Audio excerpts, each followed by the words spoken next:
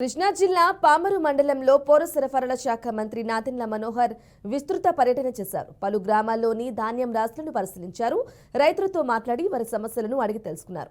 ప్రస్తుత వాతావరణాన్ని దృష్ట్యా 24 తేమ శాతం ఉన్న 5 కిలోల నష్టానికి ధాన్యం కొనుగోలు చేయాలని అధికారులకు ఆదేశాలు జారీ చేశారు.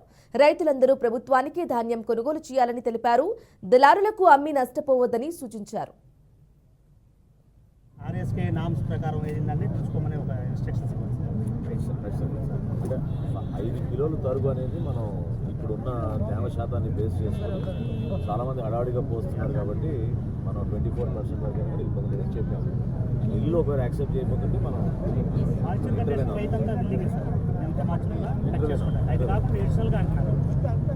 అడిషనల్ లేదు, మ్యాక్సిమం 5 కిలోలు తరుగు అనేది మ్యాక్సిమం 5 కిలోలు అంతే. అది దాటకూడదు. దాటితే మాత్రం తప్పకుండా మన యాక్షన్ తీసుకుంటాం. ఇబ్బంది పెడితే చెప్పండి. కొద్దిగా ఏమంత సపోర్ట్ చేస్తున్నప్పుడు హెడ్ ఆఫీస్ నుంచి క్షేత్రస్థాయిలో ఏముంది ఇబ్బంది? లేబర్కి ఇచ్చేసేయండి. ట్రాన్స్పోర్టేట్లో మనం ఇస్తున్నాం కాబట్టి లేబర్ వరకు ఇచ్చేసేయండి.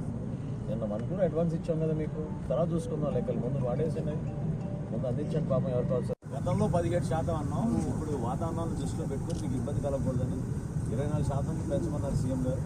24% వరకు